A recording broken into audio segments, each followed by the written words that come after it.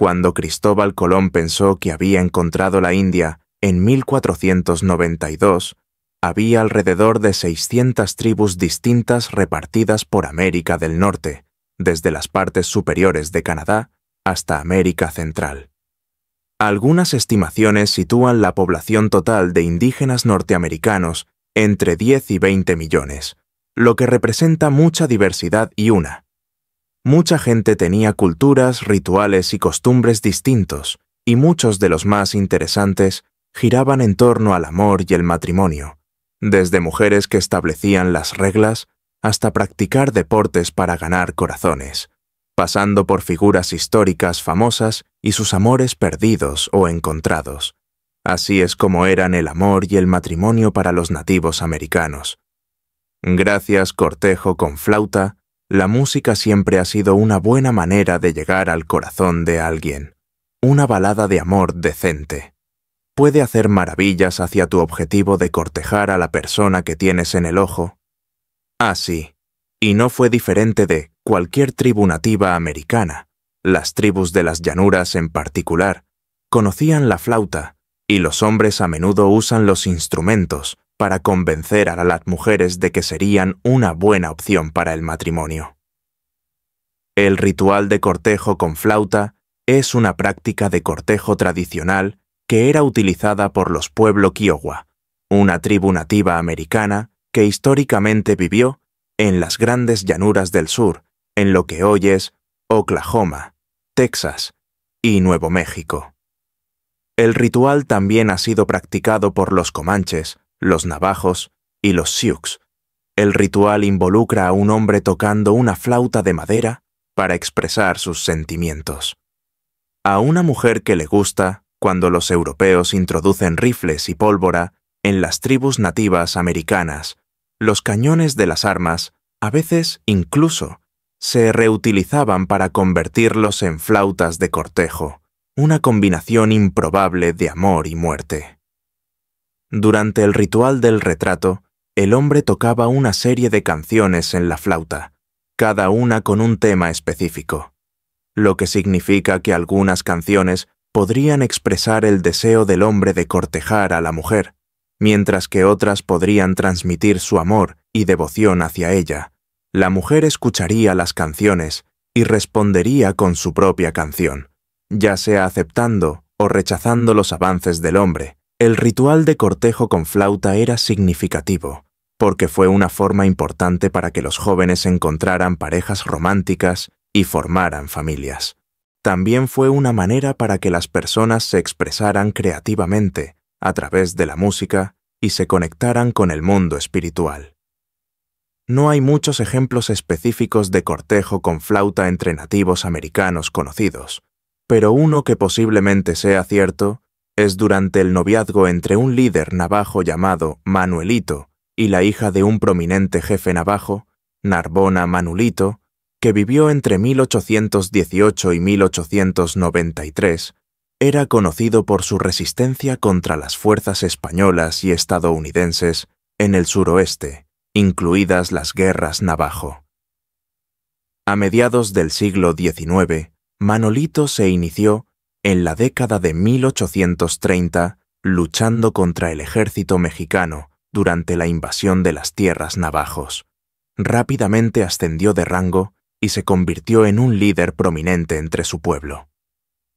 Para la década de 1850, el gobierno de los Estados Unidos había comenzado a expandir su presencia en el suroeste y las tensiones entre los navajos y el ejército estadounidense comenzaron a escalar en 1860.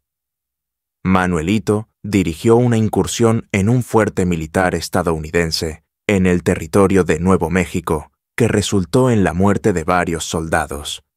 El ejército estadounidense respondió lanzando una campaña para básicamente acabar con los navajos, y Manuelito se convirtió en uno de los principales líderes de la resistencia.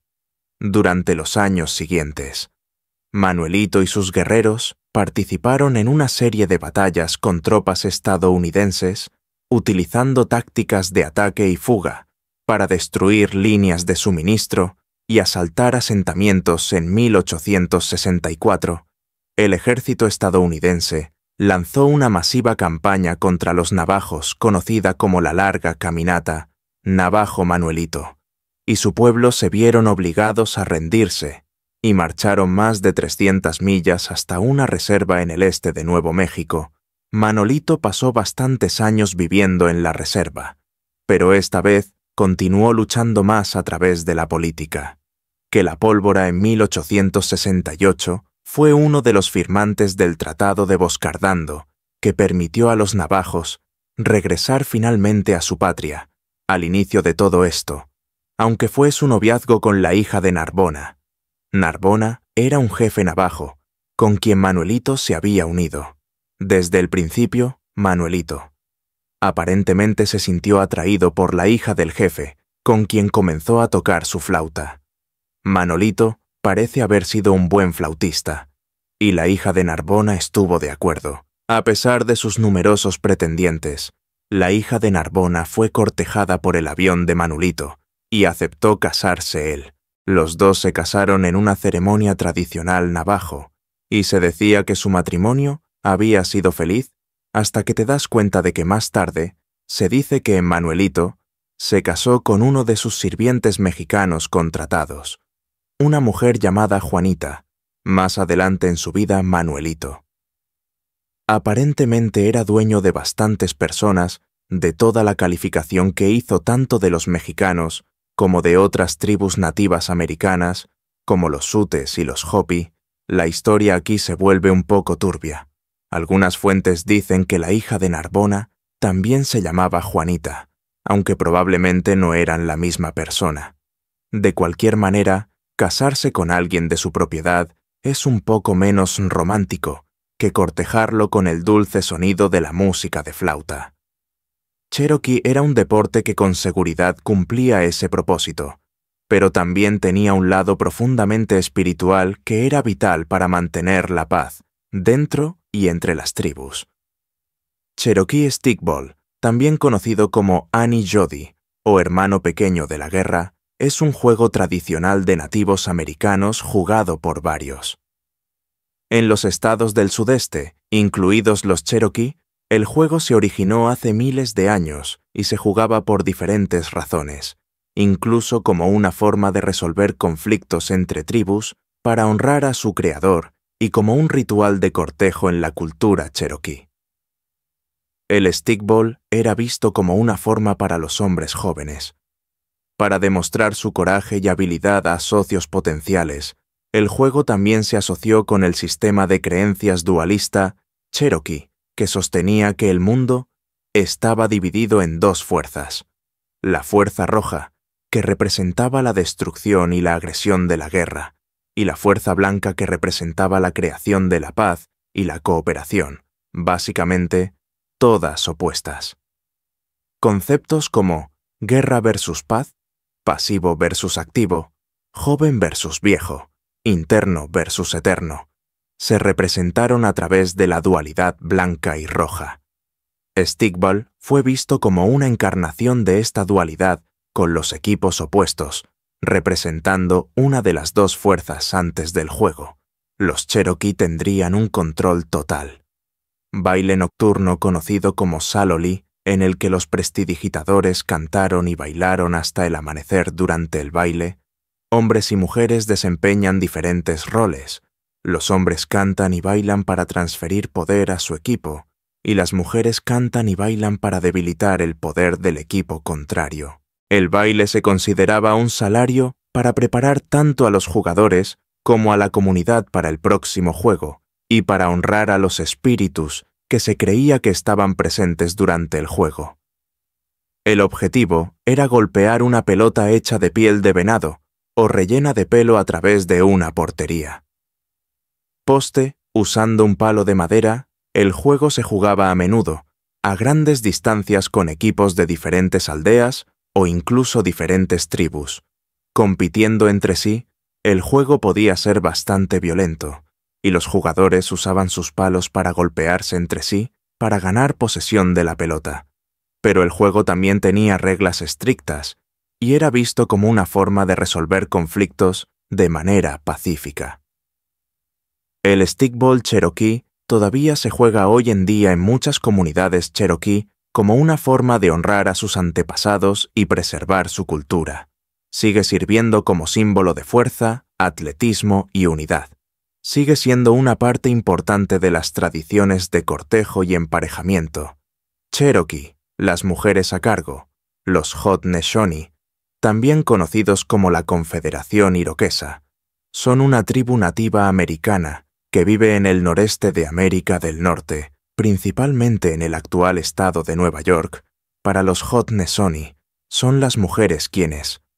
Las mujeres a cargo son básicamente las que eligen a sus parejas, a diferencia de la práctica más común de que los hombres elijan a sus esposas en la mayoría de las otras sociedades. En la cultura Haudenosaunee, las mujeres usan pantalones, son muy respetadas y en puestos de autoridad completos, tienen un papel importante en el clan y son responsables de nominar y seleccionar a los líderes masculinos, que los representan en el consejo. Las mujeres también son responsables de la continuidad del linaje del clan, y debido a esto, tienen el poder de elegir a sus parejas cuando una mujer está lista para el matrimonio que busca por primera vez. El consejo de la madre de su clan, quien luego consulta con las otras ancianas del clan, discuten sobre posibles pretendientes y evalúan su compatibilidad con la mujer. Su elección tiene en cuenta factores como la personalidad, la reputación del personaje y el tipo de coche que conduce. Bueno, tal vez no el coche. Parte, pero lo bueno es que se trata menos de un juego de estado y más de encontrar una buena pareja que beneficie a la pareja y beneficie a toda la comunidad. Los mayores consideran las necesidades del clan y la importancia de mantener el equilibrio y la armonía dentro de la comunidad una vez al año. Se identifica la pareja adecuada. Es la mujer la que toma la iniciativa de cortejar al hombre. Puede ofrecerle regalos como ropa o joyas hechas a mano o iniciar una conversación amistosa para conocerlo mejor. Si el hombre corresponde a su interés, lo más probable es que continúen, cortejarse entre sí hasta que decidan casarse. Las ardientes Neshoni también han jugado un papel importante en el movimiento por el sufragio femenino en los Estados Unidos. La influencia en el movimiento comenzó a mediados del siglo XIX, cuando sufragistas prominentes como Elizabeth Cady Stanton y Matilda. Jocelyn Gage visitó comunidades Neshoni populares en el estado de Nueva York y quedaron impresionadas por las tradiciones matrilineales de la cultura y por el poder y la influencia que tenían las mujeres. Estas mujeres eran mucho más que amas de casa que no podían votar. Eran las que hacían la votación más importante. Stanton Gage usó el modelo Haudenosaunee como ejemplo para argumentar que las mujeres eran tan capaces como los hombres de desempeñar roles de liderazgo y tomar decisiones importantes.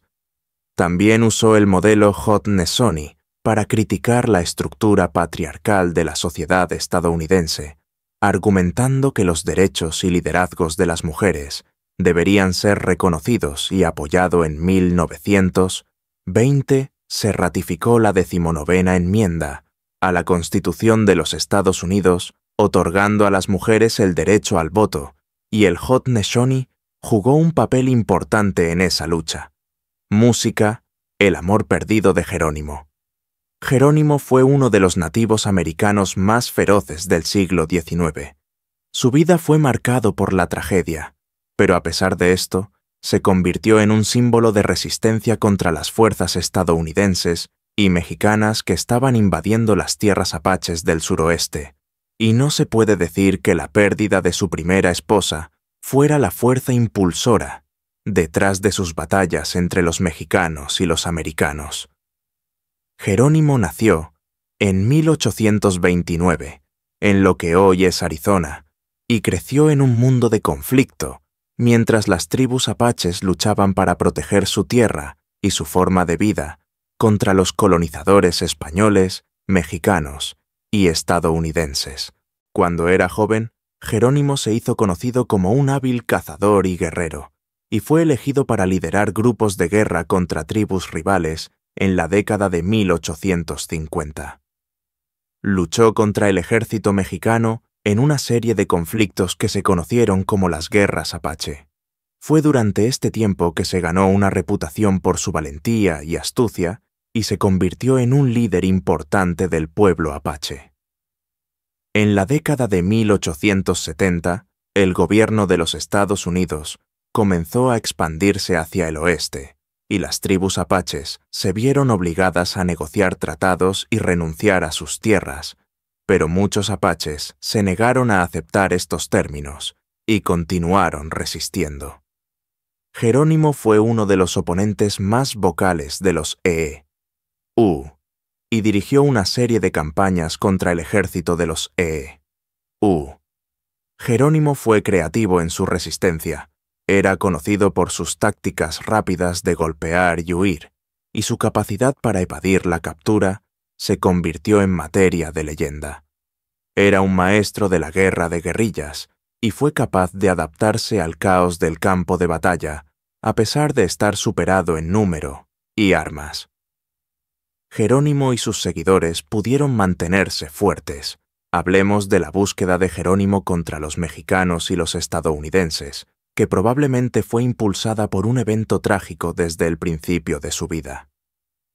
Cuando Jerónimo se casó con Alope, a los 17 años en el sur de Arizona, cerca de Clifton, él y su esposa se establecieron cerca de su madre, Wikia de Juanita.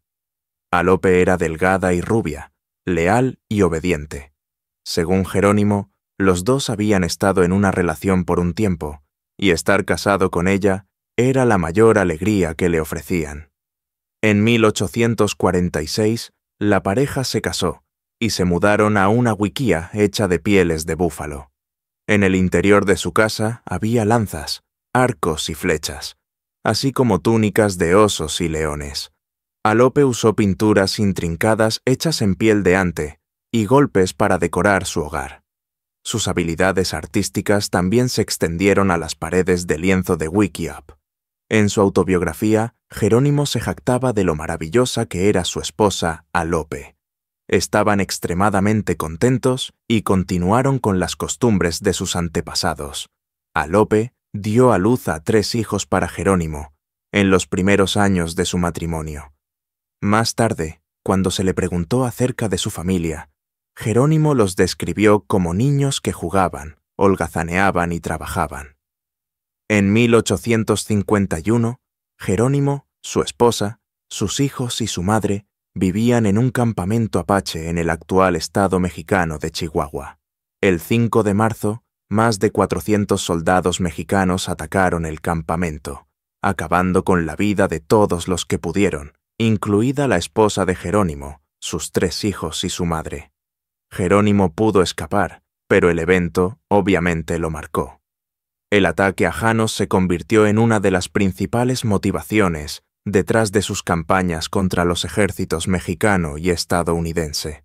Jerónimo tendría otras 5 esposas. La poligamia era una práctica aceptada. Entre los apaches y los matrimonios eran más una cosa que hacer que una cosa. El vínculo eterno de tener varias esposas era visto como un signo de riqueza y poder en muchas tribus apaches, al menos antes de que la colonización y los esfuerzos de asimilación forzada erosionaran ciertos valores tradicionales de los apaches y otras tribus nativas americanas. Los apaches y muchas otras tribus nativas americanas eran mucho más liberales en línea con el estándar moderno de citas, en comparación con los tensos europeos cristianos que comenzaron a trasladarse hacia el oeste e invadir sus tierras. Un ejemplo de esto es la idea de los matrimonios de prueba, también conocidos como convivencia, que se practicaban en muchas tribus de América del Norte. Estos matrimonios de prueba eran parte de un concepto generalmente más abierto y menos demonizado de sensualidad y exploración entre las tribus nativas americanas que la falta de relaciones íntimas antes del matrimonio y la mojigatería de sus homólogos europeos.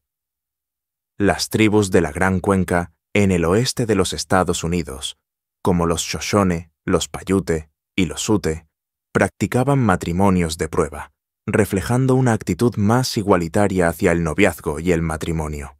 En cuanto a Cynthia Ann Parker, la comanche blanca, su matrimonio con Peta Nacona, un jefe comanche, no era nada tradicional. En 1836, cuando Cynthia Ann Parker tenía solo 9 años, un grupo de guerreros comanches asaltó Fort Parker, Texas, donde su familia se había mudado. Durante la redada, Cynthia fue capturada y la mayor parte de su familia perdió la vida. Cynthia Parker fue secuestrada por los comanches y terminó siendo criada como miembro de la tribu. Le dieron el nombre, aprendió a hablar el idioma comanche y lo adoptó.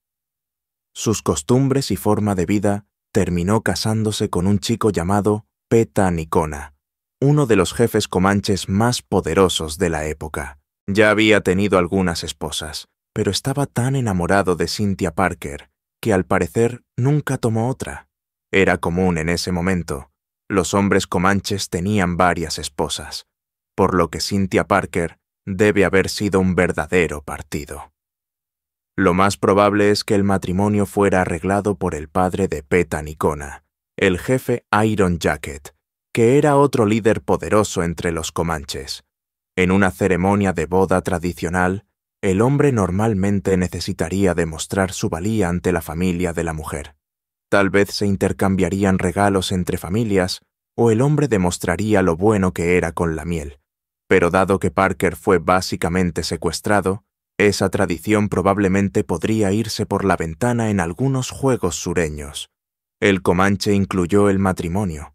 A veces era tan simple como que el hombre y la mujer simplemente decidieran vivir juntos y el resto de la comunidad aceptara que ahora estaban casados.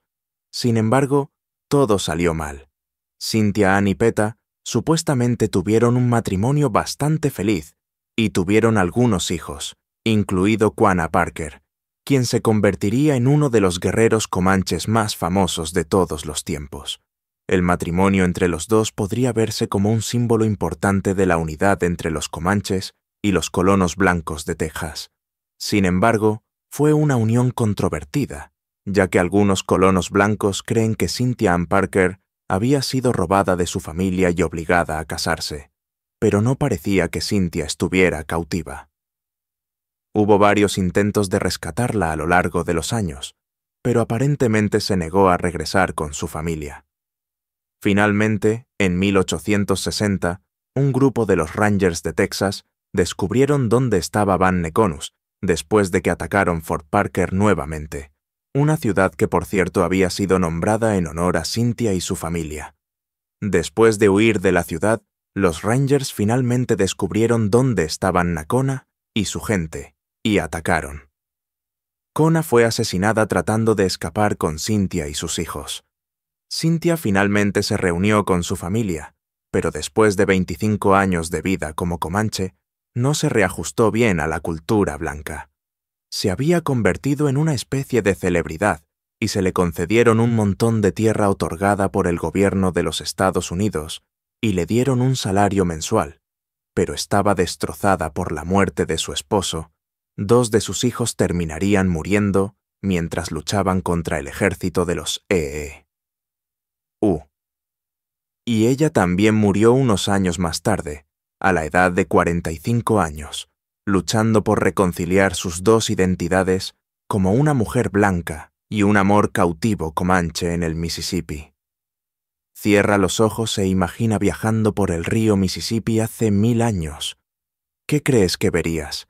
Algunos árboles, tal vez una pequeña aldea de nativos americanos. 1 o 2 pensarán de nuevo que el río Mississippi fue el hogar próspero de múltiples ciudades y millones de personas. La cultura nativa del Delta Mississippi duró alrededor del 800 al 1600 d.C. Construyeron ciudades a lo largo del río y montaron pirámides, muchas de ellas de una manera que el río Mississippi era para los Mississippi lo que era el río Nilo para los egipcios. Hubo múltiples civilizaciones que surgieron durante este tiempo a lo largo de diferentes secciones del río. Si serpentearas por el Mississippi en aquel entonces, pasarías por ciudades fortificadas a lo largo de las orillas, y, si tuvieras suerte de que no te dispararan, descubrirías sociedades complejas con mitologías elaboradas. Algunas de esas mitologías giraban en torno al matrimonio por amor y triángulos amorosos complicados. Hay un mito popular que circuló por toda América del Norte y del Sur y que involucra a hermanos conocidos como el héroe. Los gemelos suelen tener un carácter opuesto. Uno representa la fuerza positiva que da vida y el otro representa la fuerza destructiva negativa. A pesar de sus diferencias, siempre parecen trabajar juntos para superar una serie de obstáculos y derrotar a diferentes enemigos sobrenaturales. Los héroes gemelos del Mississippi se llaman Trueno Niño y Niño Relámpago. Mientras que las escapadas de espuma implican decapitaciones, muerte y destrucción, también hay mucho amor. Un ejemplo está conectado con el mito cherokee de los dos hermanos, donde los hermanos se enamoran de una hermosa mujer que también agradaba al dios Sol. Ahora, para ganar su mano en matrimonio, los hermanos tuvieron que completar una serie de desafíos que les dio el dios del Sol, incluidas tareas de caza y agricultura. Eventualmente, el hermano mayor gana su mano en matrimonio y el hermano menor se casa con su hermana. Supongo que es un todos ganan, entonces hay una historia de Corn Maiden. Los habitantes de Mississippi y muchas otras culturas nativas americanas tenían varias versiones de la historia. Es básicamente una historia de la creación sobre los orígenes del maíz y la importancia de respetar el mundo natural, pero también hay algunas jugosas. El matrimonio amoroso también interviene allí. La doncella del maíz es una mujer hermosa, asociada con la fertilidad y una cosecha de maíz. En algunas versiones, ella es la hija del Padre Sol, que la creó a partir de harina de maíz, e hizo un muy buen trabajo creándola, porque su belleza tenía a todos los hombres de la tribu queriendo casarse con ella. Pero ella no quería distraerse de su trabajo de asegurarse de que los cultivos crecieran en cada temporada. Hacer el amor y el matrimonio entre naciones ha sido históricamente una forma de unir tribus, clanes o familias nobles, una forma de fortalecerse ambas partes y a menudo consolidar el poder. Piensa en el matrimonio entre Ferdinand II de Aragón e Isabel de Castilla, que unió a España y ayudó a alimentar la Inquisición española, o el matrimonio entre el príncipe Enrique y Meghan Markle, que ayudó a crear una serie de Netflix y una hilarante parodia de South Park. El matrimonio también ha jugado un papel importante en la construcción de la nación y el fortalecimiento de las conexiones entre diferentes tribus y sociedades nativas americanas. En muchas culturas nativas americanas, el matrimonio se consideraba una forma de crear alianzas entre diferentes tribus y fortalecer los lazos sociales dentro de una comunidad. Aunque mencioné que muchos nativos americanos eran ciertamente más abiertos en muchos sentidos en términos de relaciones prematrimoniales y tenían estructuras sociales más igualitarias entre hombres y mujeres, aún había matrimonios arreglados en muchas culturas nativas americanas. Los matrimonios eran arreglados por los padres u otros ancianos en la comunidad. Estos matrimonios a menudo se usaban para crear alianzas, ya fuera entre diferentes tribus o para fortalecer los lazos entre familias dentro de una tribu. El objetivo era crear una red de relaciones que pudiera usarse para la defensa, el comercio u otras formas de cooperación. Otra forma en que se usaba el matrimonio para la construcción de una nación se realizó a través de matrimonios mixtos entre diferentes tribus. En muchos casos, los matrimonios mixtos actuaron como una forma de crear un sentido de unidad e identidad compartida entre diferentes tribus. Esto fue particularmente importante en situaciones en las que las tribus tenían una historia de conflicto y se miraban unas a otras con desprecio. Casarse entre tribus podría generar confianza y cooperación que podrían ayudar a resolver conflictos en el futuro y promover la paz, el amor, la armonía y todo eso. El matrimonio también se usó como una forma de ayudar a cerrar la brecha entre los nativos, americanos y los colonizadores europeos, aunque no siempre fue tan exitoso. Un matrimonio importante planeado fue el de Sacagawea, con un comerciante canadiense-francés llamado Toussaint Charbonneau. Sacagawea nació en la tribu Lemi-Shoshone, en lo que hoy es Idaho, alrededor de 1788. Pero cuando tenía unos 10 años, un grupo de guerreros Hidatsa asaltó su aldea y la capturó, junto con varias otras chicas. Los Hidatsa eran una tribu vecina de los Shoshone y no se llevaban nada bien. Algunos dicen que Sacagawea fue vendida a Charbonneau, quien quería una segunda esposa. Otros dicen que la ganó en un juego de cartas. De cualquier manera, parece haber sido bastante forzado, pero ayudó a fortalecer algunos vínculos entre la raza blanca y los Shoshone e Hidatsa durante su famosa expedición al oeste. Lewis y Clark terminaron contratando a Charbonneau, y Sacagawea fue una parte instrumental de su exitosa expedición al oeste. Pero ha habido otros casos en los que los matrimonios mixtos entre nativos y blancos eran en gran medida tabú.